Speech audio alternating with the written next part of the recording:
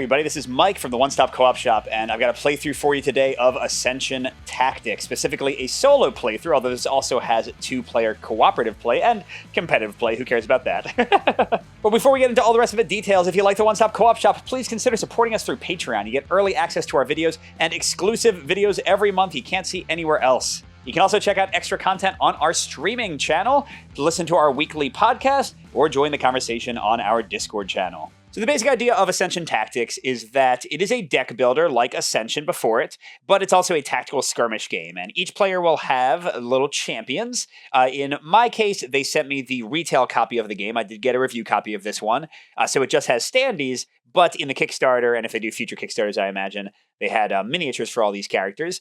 So in this case, I've got 4 champions. I did a draft for this. That's what they suggest once you know the game. And then I did a randomized draft of the enemy champions, and we're both racing to get 30 points first. And like a lot of deck builders, you're going to have 5 cards in your hand each round. You're going to be playing them for combat power and purchasing power. Purchasing lets you buy more cards. And combat, instead of in regular Ascension letting you attack monsters and such, is used to command your champions. So you'll see at the bottom of each champion, it shows its command cost. So if I have 3 combat, I can command Prime to do something. If I have 2 combat, I can command the Nile Bomber to do something. And when you command them, it's super simple. They can do an attack action, generally having to be next to somebody, except for the few champions that have ranged abilities, which none of the ones we're playing with do, so that'll keep it simple.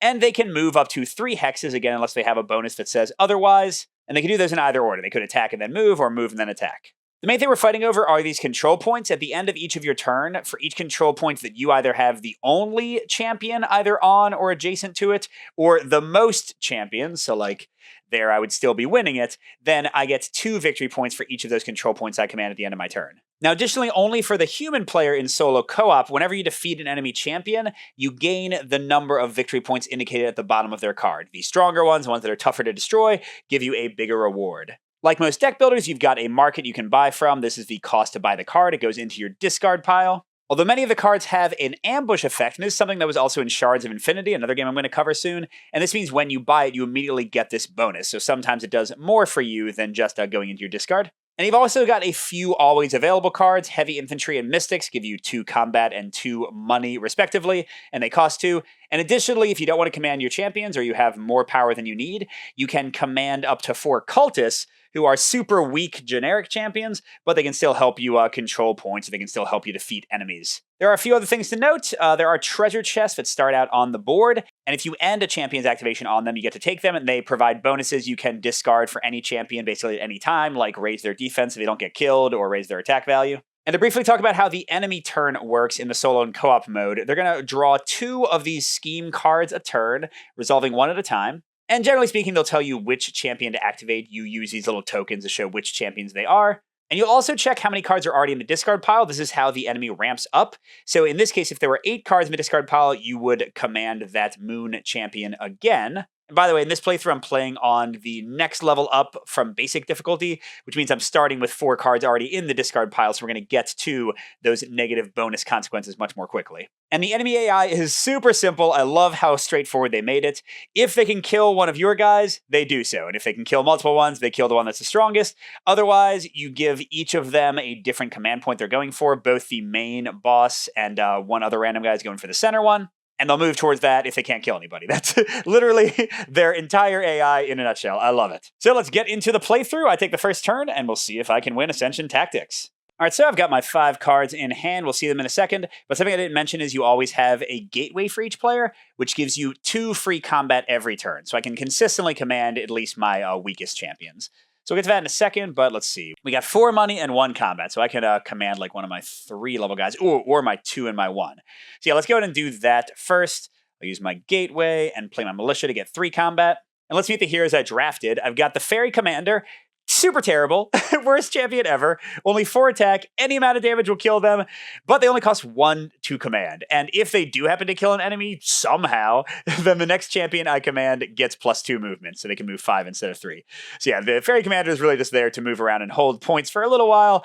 And then the Nile Bomber, also kind of squishy. 6 attack, but only 3 defense. If he's commanded and does not attack, I can blow him up and deal his 6 damage to every champion, including himself, within 2 hexes. So he will kill himself, generally, unless I boost his defense, I guess. but he can blow up a bunch of other people. So none of them is great, but honestly, my draft options weren't awesome. And then I did get a little bit of a combo in my last two, Prime and Tyrannix. They unfortunately cost 3 and 4, but Tyrannix says you may command him for free if you've played a construct this turn. So I want to get some constructs so I can put them into play. In this game, unlike original Ascension, constructs become boosts to like the stats of your champions. They go underneath them instead of being ongoing effects in a separate play area. So he wants constructs, and then Prime has +1 movement, first of all, for his metal wings, I guess. So he can move 4. And if he kills somebody, I have to put a construct from my discard pile into my hand, which would mean I could then play it, which would mean Tyrannus could activate. Hopefully we get some constructs to get that combo going. But for now, I've got 3 command. I'm going to command the Fairy Commander and the Nile Bomber. 1 for 1, 1 for 2. And in this scenario, there's only 1 spawn point, and some you have a few more. Let's go ahead and have the Fairy Commander go 1, 2, 3, move up towards that treasure chest, and the first control point over there. By the way, these are forests. You can't trace ranged line of sight through them, and they cost 2 spaces to move onto. And the Nile Bomber will kind of split the difference. He can still run right or center, depending on which way the villain goes. I'm sorry, I can't really stand these up. Well, yeah, I'm trying to find the best solution here, because they're kind of getting a little bit of a glare. Oh, we'll see how it goes. All right, then I've got 4 money, so let's see. I don't have any constructs, unfortunately. Cult Shepherd, he would go straight into my hand, so I could play him this turn. Oh, my champions would have +1 movement, and I command a cultist for free this turn. Oh, that would let the Fairy Commander get onto the treasure chest. Maybe I want that. Or I can do the Void Rager. My champions have +2 combat this turn, and he draws a card to replace himself. Love that.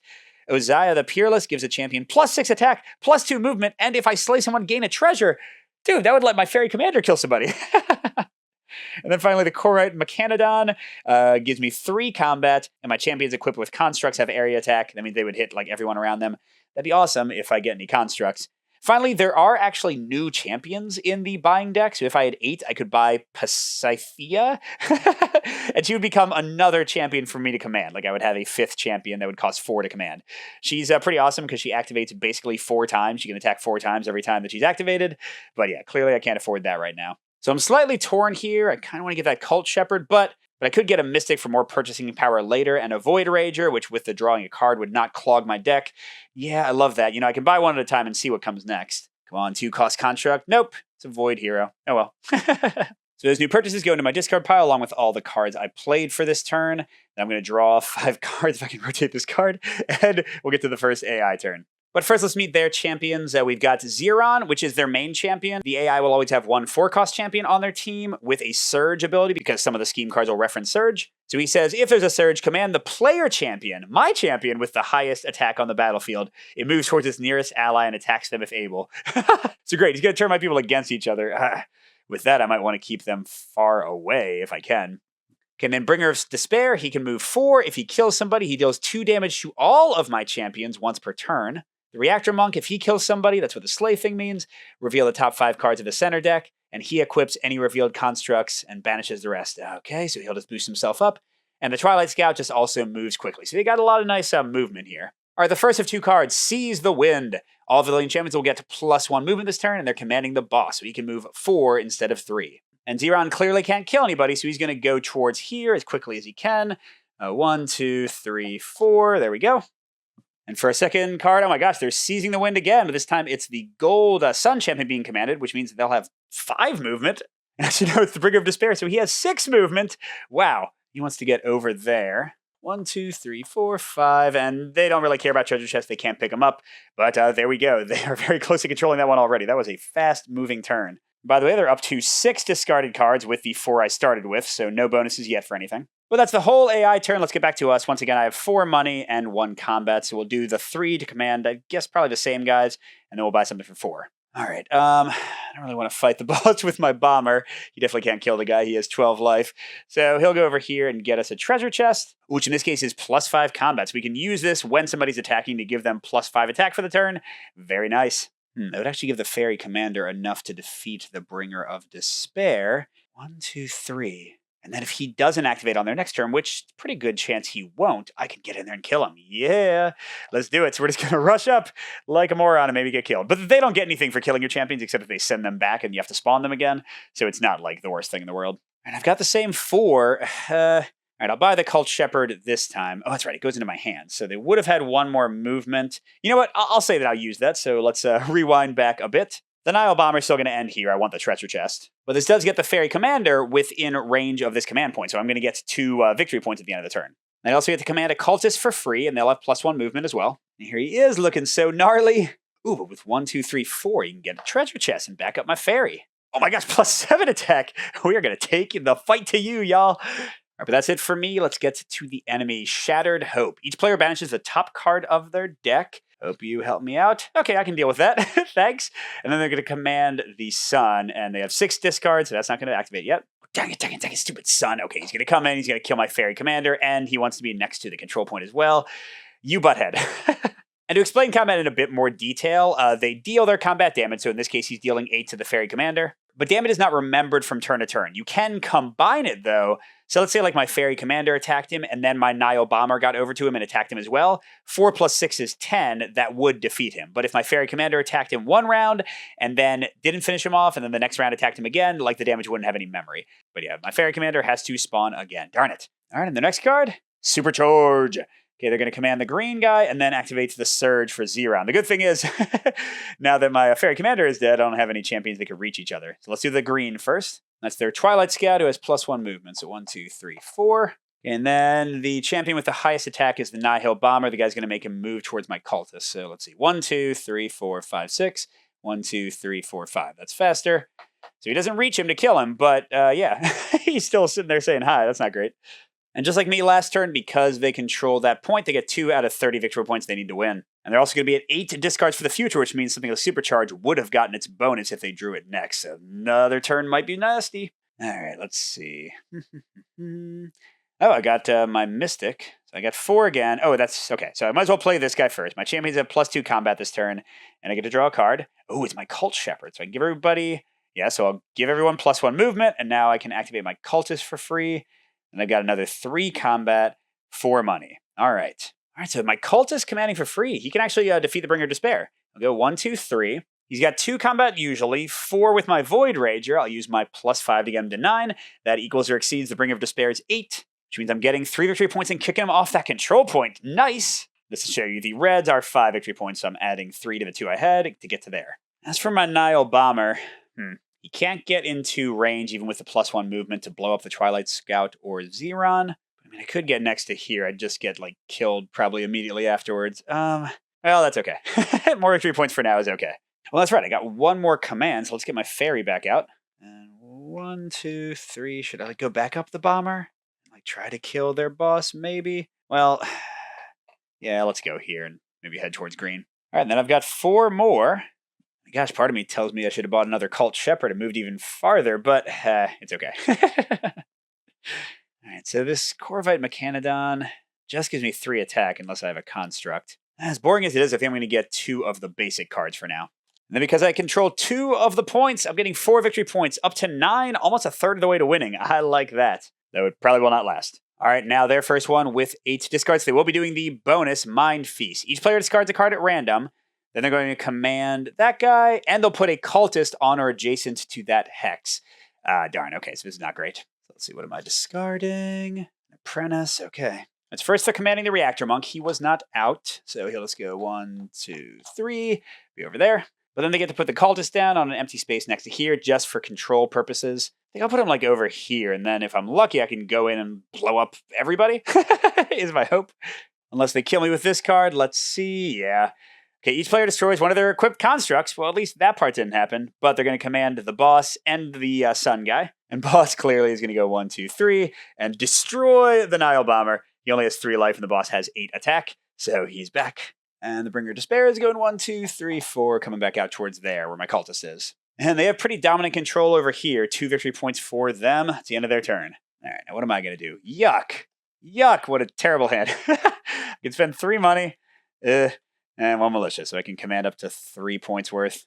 So I could command my Cultist, but I mean, he's controlling a point for me. I could do my Fairy Commander, the Nihil Bomber again. I could finally bring out Prime. Ooh, if Fairy Commander runs in and attacks this guy, that'll activate the Slay ability, and I'll get +2 if I activate the Nihil Bomber next. I like that. So sure, let's go 1, 2, 3, contest that spot and take away the Cultist. And then I got 5 movement with this guy. I want to go back towards the center. Sure. Oh, no, it's dumb. He's going to get killed right away, right? I mean, so will the Fairy Commander, though. But yeah, let's sort of go, I don't know, over here this time. All right, so those were the 2 command points from the Gateway. I've got 3 apprentices. And of course, nothing costs 3. I guess I'll buy another Mystic, but is that too much money? I need to buy some of these expensive cards, though, to at least clear them out. All right, I have control over here with my Cultists. Here we're tied, so I'm not getting anything for that, but they won't either, assuming they don't kill my Fairy Commander, which seems very unlikely. But yeah, it gets me 2 more victory points. I'm at 11. All right, now Overrun. Oh my gosh. You're going to command the gold guy, then the tree guy, then surge with the villain. Ouch. All right, so Bringer of Despair. 1, 2, 3, 4. Kills my cultist. Oh, that's right. He does 2 damage to everybody. Which means my Fairy Commander is also defeated. My Nile Bomber has 1 life left, and hopefully nobody can reach him. And green's going 1, 2, 3. Oh my gosh, they're going to come patrol everything in a second. Now, the only good thing is that the Surge commands my person with the highest attack to go towards the other person. I don't have anybody else, so he can't attack somebody, so he'll just hang out there. And I should be able to kill that Twilight Scout, right? Yeah, they only got 5 defense. I can blow them up easily. But for the moment, ouch, a hat trick. That is 6 victory points. They're right up to 10, almost tied with me. All right, how we looking? Show me something good. I've got 4 money again. I should just buy that cultist thing, I guess, right? And then, okay, well, first, let's play this. Void Rager. All my champions have +2 attack this turn. I draw another card. And wow, it's a Cult Shepherd. So I could command 2 cultists for free, and everybody could be moving 5. That seems good, right? Sure. Let's do that. And they all have +2 attack? I mean, let's go, right? Okay, so I'm buying the other guy for 4. Another Cult Shepherd, I mean. So I can command 2 cultists for free this turn. Every one of my champions, including cultists, will have +2 movement for 5. And all my champions have +2 attack. That's all my money. And then I've got 1 of these. So I can command 2 cultists and then 3 points worth anyway. I think I'll do Nile Bomber and Fairy Commander. Now, sadly, 5 movement is just shy of being able to do anything useful. 1, 2, 3, 4, 5. I mean, we'll just kind of mob him, right? 1, 2, 3, 4, 5. They don't have area attack, so it shouldn't matter. And what the hey, Fairy Commander, 1, 2, 3, 4, 5. Woo!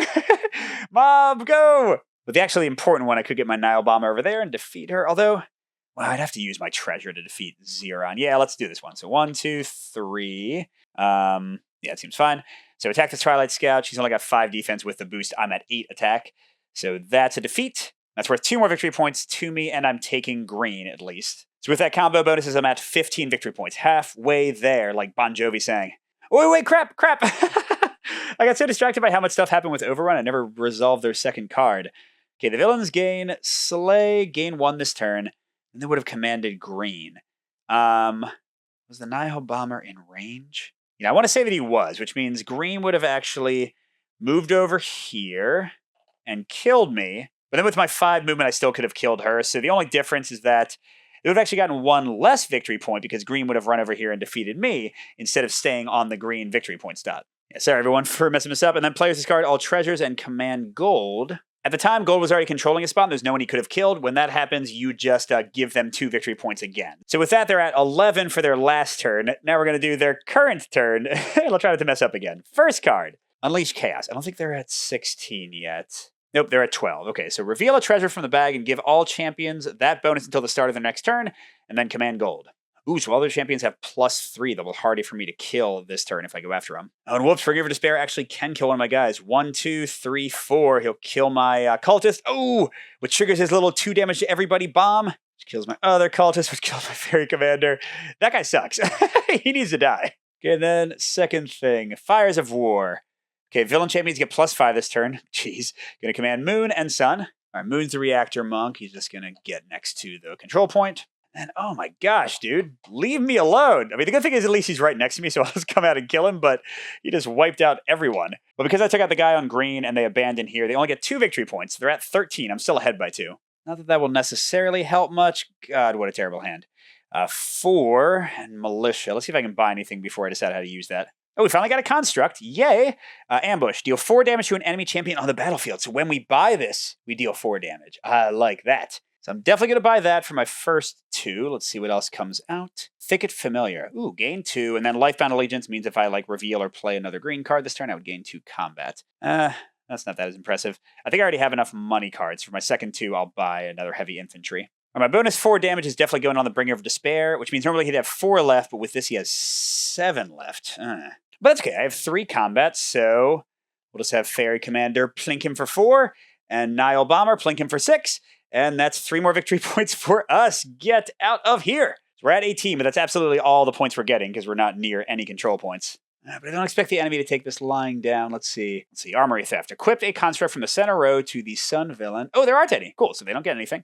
But then I command him. That's our friend, the Bringer of Despair again. And then defeat each player champion equipped with a construct, which there aren't any. Oh, wait, are we at 16? Nope, we're at 14. Ha ha ha. So that's all that happens. They just bring out the Bringer of Despair again. I'm okay with that. And he's just riding off to nowhere.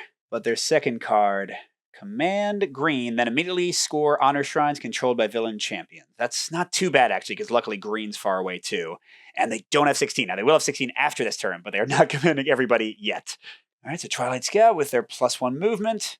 Yeah, they've got the whole crew out, but they're only scoring 2 victory points. They're only at 15. But this was my last nice turn for them. They're definitely going to trigger, like, every badness for the rest of the game. All right, how about me, though? What can I do? Got heavy infantry, so I can do 4 attack this turn. And then, 6 money? Let's see what I can buy. It's got to be Uzziah the Peerless, right? Give a champion +6 attack, +2 movement.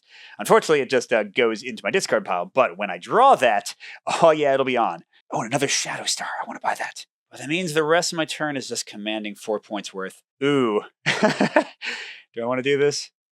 I think I want to do this. 1, 2, 3, hello. So Zeron's got 12 defense, Reactor Monk's got 7 defense. Now Bomber only has 6 attack, but hey, let's boost it to 13. Blow him up. Everyone within 2 spaces. Bye! Oh my gosh, that's 7 victory points. That's ridiculous. Yes, I'm at 24 now, although of course he's gone, so I'm certainly not controlling that point. And then I've got 2 command left, so I could do a cultist or my fairy commander. I can't do anybody else, but that was great. That was awesome. I don't think the enemy's happy about that. Okay, let's see. Heartless Slaughter. Villains gain, and for each person they kill, they get a star. I'm going to command yellow.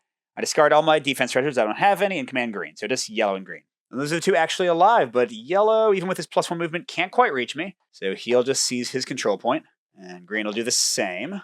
And second card, Lifebound Corruption. Banish the center row. Deal 2 damage to each player champion for each Lifebound card banished this way, and then command green. So that's all factions. So that's 1, 2. So that's 4 damage, which, I mean, the Fairy Commando has 1, so he dies. But I don't think that counts as a villain killing them, so I don't think they get the 1 victory point for slaying. And let's see what comes out. A Clockwork Shield, a really nice defensive construct. That looks pretty cool. We'll see if we can buy any of that in a second. And at the end of the turn, they said that they command green. There's no one for them to attack, so they just get 2 victory points for not being able to do anything. And then they command 2 control points, this one and the other one with the Bringer of Despair. So that's 4 more, so that's 6 overall for the turn. So they're at 21, 3 points behind me. Gotta win this. All right, so none of my guys are even out on the board. I've got the Shadow Star to give one of them +4. Ooh, I've got both Cult Shepherds. So I can give everyone 5 movement and move out 2 cultists. I still can't reach anybody to attack those. So this will just be like kind of a prep turn. I've only got 2 money. Really? Well, we'll find something to buy. All right, so we're definitely going to give the Shadow Star to my Nile Bomber. That's right, on a turn I play a construct, I can finally bring out Tyrannix with his 8/8 power like that. And he'll have 5 movement, my Nile Bomber will have 5 movement, both my cultists will have 5 movement. All over the place, people just mobbing the board. You know, part of me just wants to send them as far from each other as possible. I think the cultists will run down the middle because they can try to seize that center place. And then I'll send Nile, 3, 4, 5. I mean, that guy can kill him no matter what if they go first. 1, 2, 3, 4, 5. Actually, Bringer of Despair has 8 attack. Twilight Scout only has 5. So the Twilight Scout can't even kill Tyrannix, so I like this placement better. And then, 2 money. You may banish a card you have played this turn. That's kind of cool. Or gain 2, and you may banish a card in your hand or discard pile. Well, I'd rather have the one that does it immediately, I think. So we'll buy the Flourishing Druidess. And we'll banish one of my apprentices, because it's all about fighting right now. Oof, we get 0 victory points for that turn. It's not good. They're definitely going to catch up here. Okay, Heartless Slaughter. They're going to get victory points for killing me. They're commanding Moon. He's not on the board. And, okay, I don't have any treasures at all. They're commanding green. So he can't kill Tyrannix. So I have to see if he's going to attack or to stay where he is. I don't remember. But first we'll do Moon. 1, 2, 3. Pretty simple. Ooh, but actually they can kill somebody. 1, 2, 3, 4. Haha. Silly champion. Although I guess defeating the cultist gives him a victory point, so it's not that silly. All right, now their second one. Command the Moon, then command the villain, and then Surge. Oof. So Moon's going to come and seize control, of course. And Zeron is coming out as well. That's 1 too many, isn't it? There we go. Then he's going to Surge, and Tyrannus is going to eat my own cultist. I guess that's not too terrible. Now, it said villains get slay equals 1 victory point. I don't think Tyrannics killing somebody gets them a victory point. But it doesn't matter too much. They've got 2 control points. Oof, they're at 26. I don't even know if I can stop them. Oh, crap. I gotta get 6 victory points this turn or like kill some other guys to get them off of where they are. Oh, I don't know. See if I got an awesome hand to do it with. That's helpful. That's helpful.